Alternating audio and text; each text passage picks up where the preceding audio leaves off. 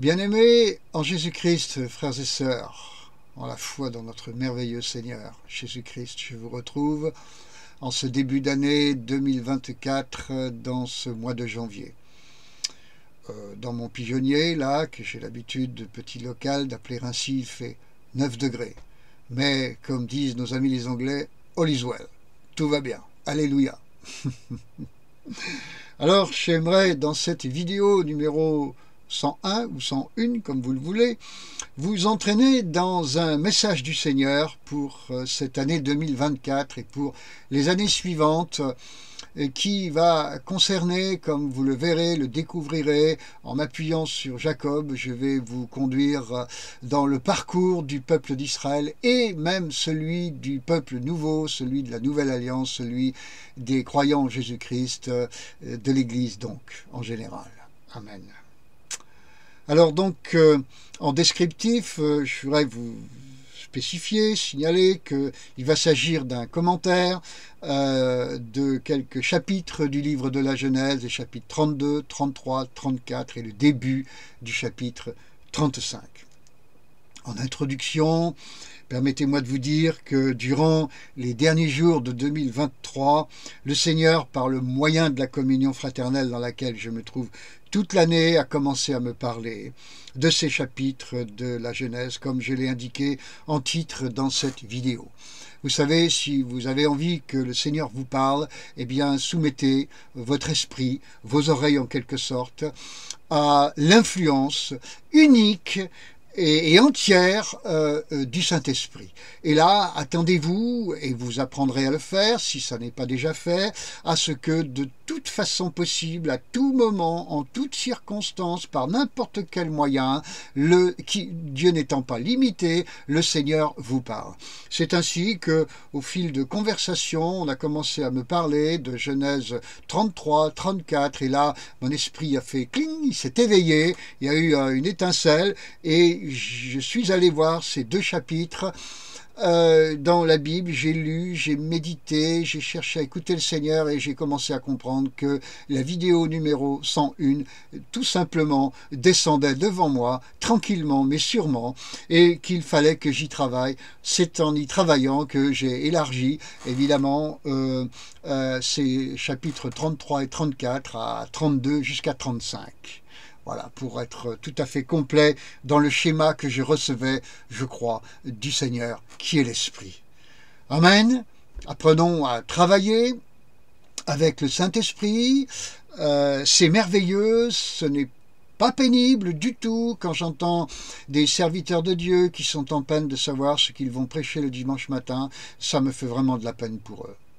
Si nous apprenions à être véritablement à l'écoute du Saint-Esprit, tout simplement, à tout moment, et c'est un plaisir, c'est même une tranquillité, on est dans le repos de son écoute, il n'y a pas de boulot à faire, si j'ose dire, je viens de vous le dire, c'est absolument pas pénible, ça coule, la Bible dit, psaume 65, 10, que les torrents de Dieu sont pleins d'eau. Mes amis, c'est si facile d'être à l'écoute du Saint-Esprit. C'est là où c'est compliqué, c'est de s'en priver, c'est de n'avoir pas appris à le faire. Alors, je vous y encourage. Je ne sais pas où vous en êtes individuellement, vous en savez peut-être, le Seigneur le sait à coup sûr, mais grandissons dans ces temps qui viennent, dans l'écoute du Saint-Esprit, la véritable écoute du véritable Saint-Esprit. Alléluia, c'est tellement merveilleux. J'espère que je vous mets l'eau à la bouche. Alors, ces chapitres, bien-aimés, je les ai donc lus et relus, médités, cherchant chaque jour un peu plus à comprendre ce que le Seigneur voulait me dire. Je comprenais d'ailleurs une première chose, comme tout le monde, je comprenais une première chose, et je comprenais que le Seigneur était en train de me dire, eh bien, mon cher ami, comme tout le monde, tu as pris connaissance de l'actualité et tu sais ce qui se passe en gros, mais écoute-moi maintenant. Prends connaissance de ce que moi j'ai à te dire à propos de ce que tu vois là-bas en Israël et dans la région d'alentour. Alors, tout ceci m'a conduit dans, comme je vous l'ai dit, dans Genèse chapitre 32, verset 1, où l'on voit Laban, qui laisse enfin partir Jacob. Lui, Jacob, et tout son patrimoine, afin que celui-ci, Jacob, marche vers sa destinée. Ah, marcher vers sa destinée. Dans ce christianisme très égocentrique que l'on a développé ces dernières années, c'est un sujet qui nous parle beaucoup et nous intéresse beaucoup, que je marche vers ma destinée. Alors, il est vrai que dans la Bible, on voit des hommes et des femmes qui font cela et que c'est un véritable sujet. Simplement, il ne faut pas en faire un dieu de ce sujet. Alors, quant à Jacob, j'y reviens, auparavant et depuis longtemps, Laban avait tout fait pour l'empêcher, Jacob, de retourner dans sa patrie, donc de marcher vers sa destinée. Et de la même manière, frères et sœurs, les nations les plus puissantes et les plus riches ont tout fait pour empêcher Israël, le peuple hébreu, de retourner vers sa patrie, jusqu'à ce que celles-ci, ces nations, soient obligées de céder devant l'autorité du Seigneur de l'histoire. Et donc, face au plan de Dieu pour Israël et également, au final, pour les nations. Dans le verset suivant, Genèse 32, verset 2, Israël fait l'expérience d'être soutenu et escorté par les anges. En marchant dans le plan de Dieu, donc, Israël fait l'expérience de marcher au cœur du camp de Dieu. Mais oui, mes amis, évoluer au cœur du plan de Dieu, c'est finalement, dans la phase suivante, évoluer au cœur du camp de Dieu. Il y a le plan de Dieu qui fait que quand vous entrez dedans, vous vous trouvez dans le camp de Dieu. Attention. Et ce camp de Dieu, qu'est-ce que c'est? Mais c'est là où sont rassemblés les anges protecteurs, parce que dès que vous entrez dans le plan de Dieu, vous avez les anges protecteurs qui vous accompagnent, qui arrivent, et les anges sont là, c'est le camp de Dieu. Donc vous entrez dans le plan de Dieu par obéissance, vous vous trouvez dans le camp de Dieu par nécessité. Alléluia. Et c'est ce que le texte appelle, je crois, l'onction de Mahanaïm. Le camp de Dieu, c'est Mahanaïm. Alors cette onction de Mahanaïm, là où se trouve le camp de Dieu, j'aurais envie de vous poser la question suivante. Vous la connaissez, cette onction? Vous la connaissez? Vivre avec les anges. L'onction de Mahanaïm. Suite du chapitre 32 de la Genèse, donc, qui nous raconte comment Jacob est partagé entre deux sentiments. L'un, c'est la réalité d'une vieille dispute de leadership avec son frère aîné Ésaü, qui pour Jacob est génératrice de crainte. Et pour Ésaü, de fortes contrariétés. Au verset 8, on le voit. En tout cas pour Jacob, dans sa crainte. Et l'autre sentiment, c'est la promesse divine dont Jacob se souvient et qui le fait avancer tout de même, malgré sa peur, de son frère, vers sa destinée. Versets 10 et 13. Alors, de façon identique, aujourd'hui, tout juif est conscient du danger existentiel dont il fait l'objet, danger qui s'est grandement amplifié dans la fin de cette année 2023. Et il faut y voir là vraiment un signe prophétique. Mais également, tout juif entend aussi dans son cœur cette voix qui lui dit, « Retourne dans ton pays ». On appelle ça faire son aliyah pour eux. « Et je t'y ferai du bien. Et ta descendance y sera comme le sable de la mer. » Oh, amen pour eux. Mais pour vivre, frères et sœurs, la bénédiction de cette destinée, il faut aller plus loin dans le chapitre 32 de la Genèse, c'est-à-dire qu'il faut aller dans les versets 25 à 33. Car l'onction de Mahanaïm, fort belle, n'est néanmoins pas suffisante. Quand vous avez reçu une merveilleuse onction du Seigneur, ne vous arrêtez pas à elle. Dieu a la suivante pour vous. Attention. En effet, si les anges escortent Ésaü, et nous l'avons bien vu dans les 120-130 dernières années que nous avons vécues, c'est pour amener le peuple d'Israël et pour amener Jacob à Péniel. Péniel, c'est le lieu de la rencontre. C'est le lieu du face-à-face avec Dieu. Aujourd'hui, Israël est encore à Manaïm. Mais dans les années à venir, Israël va se trouver à Péniel. Que signifie Péniel pour Israël? Mais je l'ai déjà dit, c'est la rencontre, c'est le face-à-face avec Dieu. Alors, oui, mais plus exactement, prenons garde au verset 26 à 33. Jacob est touché à l'articulation de sa hanche au tendon. Et dans le livre aux Hébreux, au chapitre 4 et au verset 12, Nouveau Testament, il est dit que la parole de Dieu pénètre jusqu'à la division des jointures. Tiens donc, mes amis, c'est ainsi que Jacob, à Péniel, va recevoir une marque dans son corps, une forme de circoncision, par le moyen de la parole de Dieu, comme nous le dit Hébreux 4, 12. Mais la parole de Dieu, mes amis, c'est qui? Mais c'est Jésus-Christ.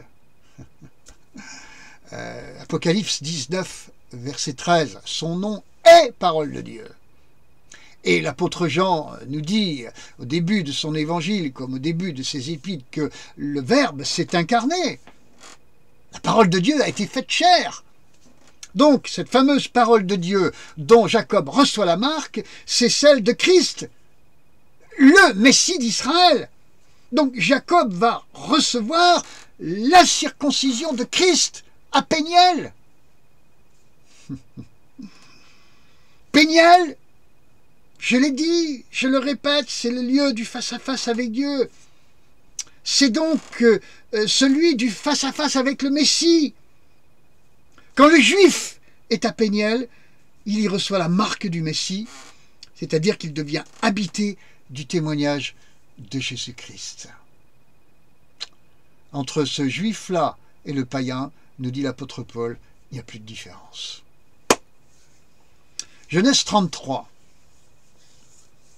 Cette fois-ci, eh bien, ce chapitre nous explique que Jacob, après avoir trouvé son Messie, va maintenant retrouver son frère, son vieil adversaire, son vieil ennemi, son vieil adversaire, son ancien ennemi, et se réconcilier avec lui.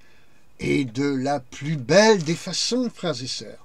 Les versets 3 et 4 de Genèse 33 nous décrivent la scène. Vous imaginez cette scène? Jacob se prosterne devant Ésaü, alors sans doute qu'il est encore un peu à distance de son frère, et Ésaü réagit en courant à sa rencontre. Il l'embrasse, ils s'étreignent, tous les deux en pleurant d'émotion et de joie. C'est merveilleux, merveilleux. Et tout ceci nous explique qu'Israël, ayant trouvé Christ, son Messie, va guérir. La relation entre Jacob et Ésaü va aussi guérir. Ésaü va guérir également.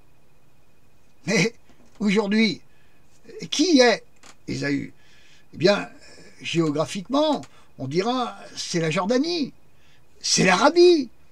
Et puis, plus profondément, on dira mais ce sont les Arabes. Qu'est-ce qu'on trouve en Jordanie? Et plus spécialement en Arabie? Eh ben, on trouve les Arabes. Hein? Et oui. Donc, vous comprenez ce que cela signifie? C'est la réconciliation entre Ismaël et Isaac. C'est la guérison de 4000 ans d'histoire de l'humanité. C'est pas rien quand même. C'est la guérison des nations qui prend naissance là également. Et c'est pour ces temps à venir, frères et sœurs. Donc, vous avez saisi le schéma. Jacob guérit, Ésaü, son frère, aussi, leur relation aussi, et le monde va suivre. dans cette guérison. Je ne rêve pas. Un rêve, dans le sens où on veut le signifier, c'est quelque chose d'inaccessible. Non, non, je visionne ce que la Bible dit et qui va arriver. Et nous nous y attendons. Je m'y attends, vous aussi. Nous y croyons. Nous marchons par la foi. Amen.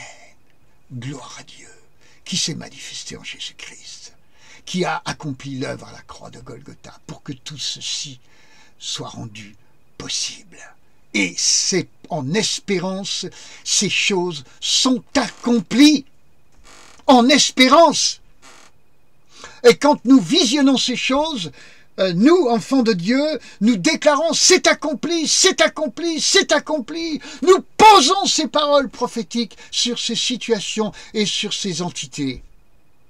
Au nom de Jésus-Christ et par la puissance du Saint-Esprit. C'est ça un enfant de Dieu réveillé. Il agit comme ça. Genèse, chapitre 34, verset 1, commence par nous parler de Dina. Dina, D-I-N-A. Dina, c'est le peuple d'Israël actuel, en Israël et dans le monde. Et Dina va imprudemment visiter les filles du pays, les filles de Hamor. Hamor, le grand chacal, qui est le prince du pays. Oui, parce que Hamor signifie grand chacal. C'est ainsi que Dina est souillée, comme l'est aujourd'hui le peuple d'Israël, qui veut faire tout comme les nations. Verset 23. Hamor veut voler la bénédiction d'Israël. Oui, mais cette fois-ci, les fils d'Israël ne vont pas se laisser faire. Et c'est ce que nous avons vu depuis 1948 et encore fin 2023. Et ils vont éliminer Hamor et purifier le pays du grand chacal. On le voit dans ce chapitre 34 et on l'a vu ces derniers temps. Éliminer le pays du grand chacal, c'est-à-dire le pays du grand Satan. Alors, à la suite de Péniel, les Israélites ne permettront plus dans les temps à venir que le pays soit souillé, contrairement à ce qu'ils ont fait dans le passé jusqu'à maintenant. Il faut comprendre que ce qui se passe là, fin 2000, s'est passé, continue de se passer, fin 2023, représente une marque, un signe prophétique qui signifie que Israël ne se laissera plus souiller dans son être profond, par l'influence des nations. Genèse 35. Genèse 35. Pour ce chapitre, je m'en arrête au verset 1, c'est-à-dire au concept de Béthel. Béthel. B-E accent aigu, T-H-E-L. Béthel. À Béthel, Jacob va y élever un autel, celui de la demeure de Dieu. C'est ainsi qu'Israël sera le lieu de la demeure de Dieu dans les temps à venir, le Béthel, à partir duquel se répandra la guérison de Dieu par son Messie sur toutes les nations. Amen, frères et sœurs, amen, amen.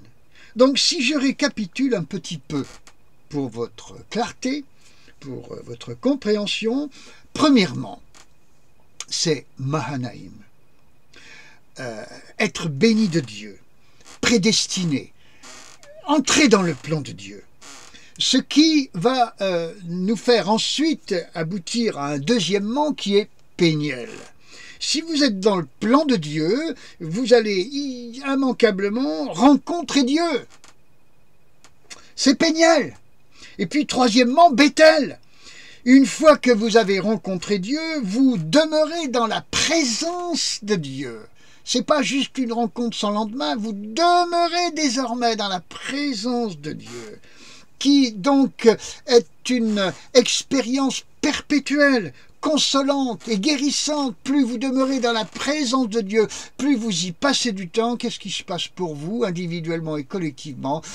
Consolation et guérison. évidemment. Vous allez mieux, jusqu'à aller très bien. Amen. Donc, Mahanaïm, Péniel, puis Béthel, c'est le parcours que Jacob fit. C'est le parcours qu'Israël est en train de faire. Mais il y a aussi un message là-dedans pour le peuple de la Nouvelle Alliance dans ces mêmes chapitres. Je ne suis pas là que pour vous parler de Jacob, ni d'Israël. Je suis passionné de vous parler de Jacob et passionné de vous parler du peuple ancien. Mais j'ai une passion aussi pour le peuple nouveau. Amen. Et j'en suis sûr, vous aussi, frères et sœurs. Alors, on revient sur Genèse chapitre 32. Le temps où le peuple de Dieu se trouve imbriqué avec Laban, mes amis, va pour vous dire que le temps où le peuple de Dieu se trouve imbriqué avec Laban, vous entendez, le peuple de Dieu qui se trouve imbriqué avec Laban va cesser. Laban, c'est le flirt avec le monde, avec le pouvoir, avec la possession, avec le contrôle, la manipulation, et aussi avec le sang de la famille. Aïe, aïe, aïe!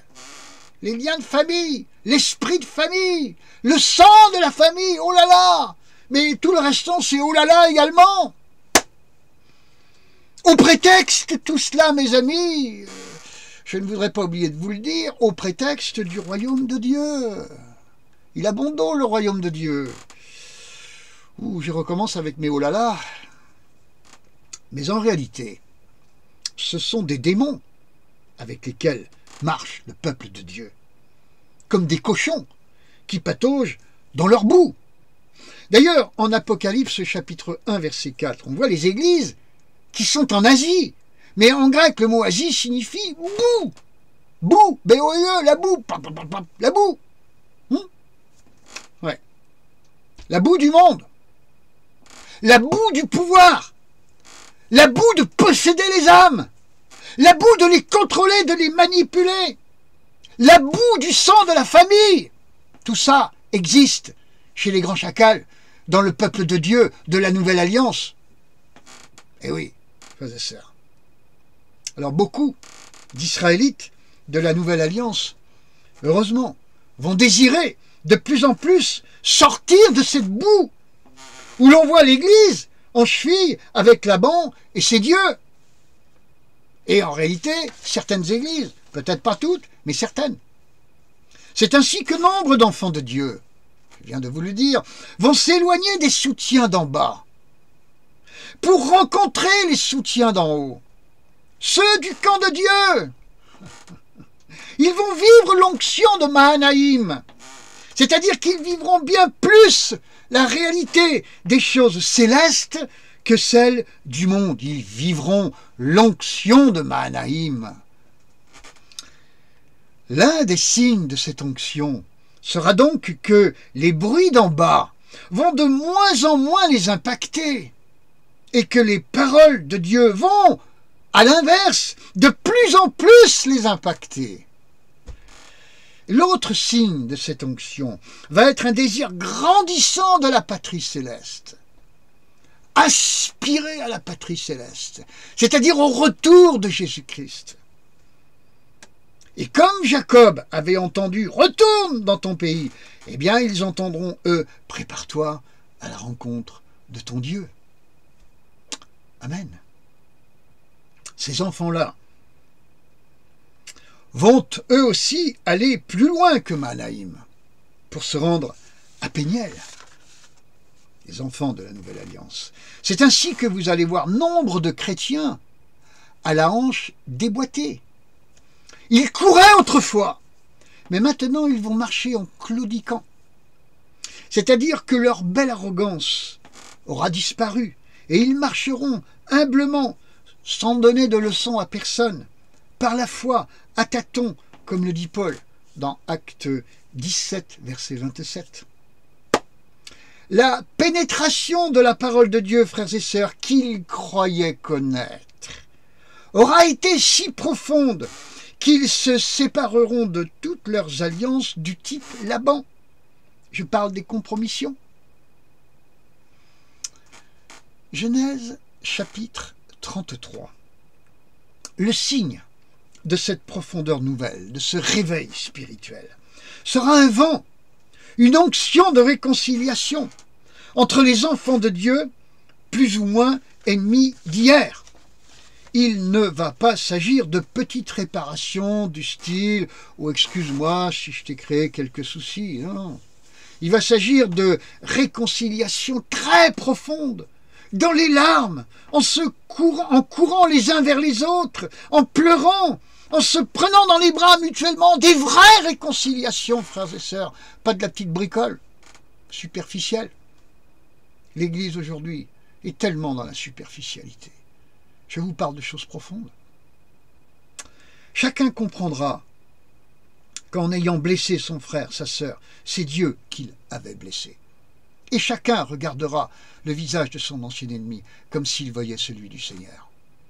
Ce que Jacob avait dit à Ésaü, en voyant ton visage, c'est comme si j'avais vu celui du Seigneur, celui de Dieu. En 2024, frères et sœurs, nous entrons dans un temps de guérison, réellement, et de réconciliation dans le peuple de Dieu. Ce temps va durer jusqu'au retour de Jésus-Christ, et pas juste 2024, non, non. Certains appellent ça l'onction d'Élie, ce qui est juste. Genèse 34, les églises, du moins pour certaines d'entre elles, pour être mesurées dans mon propos, vont apprendre à ne plus se comporter comme des grands chacals, vous savez, à mort, qui s'emparent des petites Dinas. Je parle de ces enfants de Dieu, ces Dinas, ces vierges de Dieu, dont on veut qu'elles deviennent de bonnes servantes d'église, bien disciplinées, ne ressemblant plus au final à ce qu'elles étaient avant, au moment de leur rencontre avec Dieu.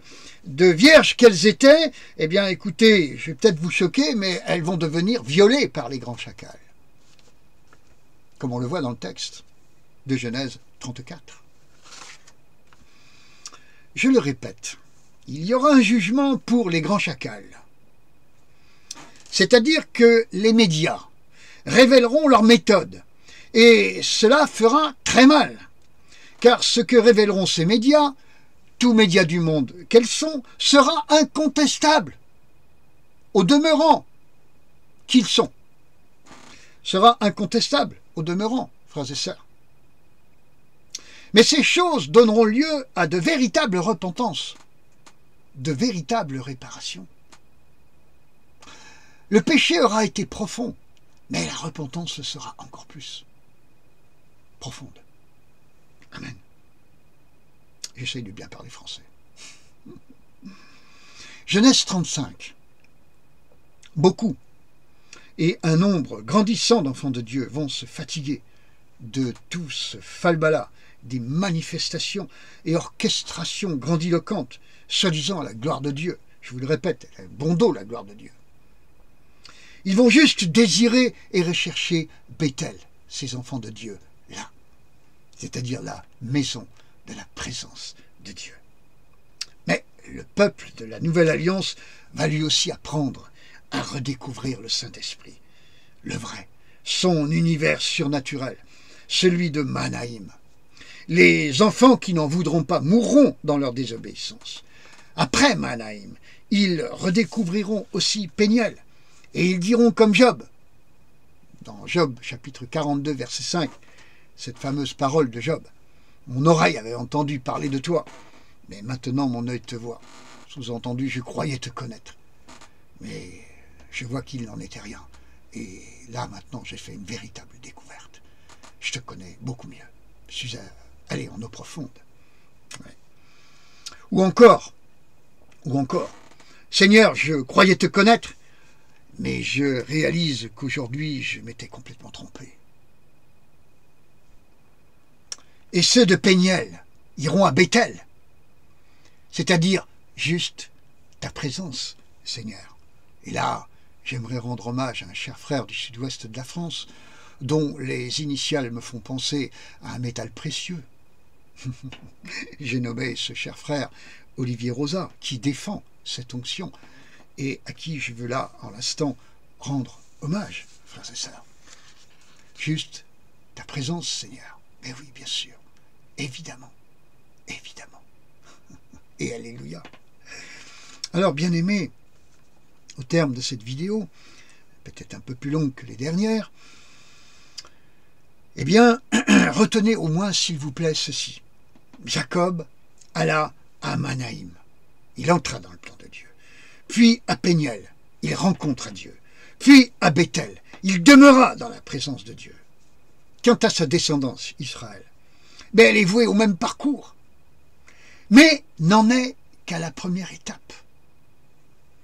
Et le peuple de la Nouvelle Alliance, le peuple nouveau, ben, il suit exactement la même trajectoire que le peuple ancien. Mais lui en est plutôt à la deuxième étape. Et l'onction d'Élie le fera passer à la troisième. La venue du Messie provoquera l'achèvement, l'aboutissement du parcours d'Israël, mais également celui de la Nouvelle Alliance, du peuple de la Nouvelle Alliance, l'Église. Et spécialement dans sa phase préliminaire, qui est celle de l'onction d'Élie, préliminaire par rapport au retour de Jésus-Christ, qui est celle de l'onction d'Élie, celle qui purifiera les cœurs du juif comme celui du grec. Et là, j'aimerais vous citer, avant de terminer, Zacharie, chapitre 14, verset 21, à propos d'Israël, où il est dit « Toute marmite », donc Zacharie, chapitre 14, verset 21, « Toute marmite à Jérusalem et dans Juda sera sainte pour l'Éternel des armées. » Toute marmite. Et Jérusalem ne sera plus compromis avec les nations. Toutes ces marmites seront saintes. Amen. Et puis, également, Malachie, chapitre 3, versets 23 et 24, ou chapitre 4, versets 5 et 6, selon les versions la version que vous avez de la Bible, où il est dit « Voici moi-même, je vous enverrai le prophète Élie, avant la venue du grand jour de l'Éternel, jour grand et redoutable. Il ramènera le cœur des pères à leurs fils et le cœur des fils à leurs pères. Amen. De peur que je ne vienne frapper le pays d'interdit. » Vous voyez, l'Ancien Testament se termine de cette façon, et moi je termine aussi ma vidéo numéro 101. Voilà ce que fera l'onction d'Élie. Voilà autant pour le peuple ancien que pour le peuple nouveau, purification et réconciliation sont les deux maîtres mots auxquels je pense avant le jour grand et redoutable du retour de Jésus-Christ, autant pour Israël que pour le peuple de Dieu dans les nations. Soyez bénis, frères et sœurs, mais faites en sorte, comme j'aime à vous le préciser, d'aller au-devant de cette bénédiction. N'attendez pas cette bénédiction comme ça. Attendez et hâtez le jour de l'avènement du Seigneur Jésus-Christ. 2 Pierre 3,12, je crois, si je ne me trompe. C'est-à-dire que nous attendons, nous croyons, mais nous hâtons le jour de cette venue. C'est les œuvres qui suivent la foi. Et nous sommes là avec le Saint-Esprit à dire « Maranatha, Amen, viens bientôt Seigneur Jésus-Christ », mais sachez que pour qu'il vienne, il y a une purification par laquelle nous devons passer et une réconciliation les uns avec les autres, sur le mode Jacob, Ésaü. Dieu vous bénisse, frères et sœurs, sans mesure. Il n'est pas modéré notre Dieu, il est extrême. Que le Seigneur vous bénisse dans sa grâce, dans son amour extrême, lui qui a tant aimé le monde, au nom de Jésus-Christ. Amen. À bientôt pour la suivante, la numéro 102. À bientôt mes amis. Soyez bénis. Je vous embrasse.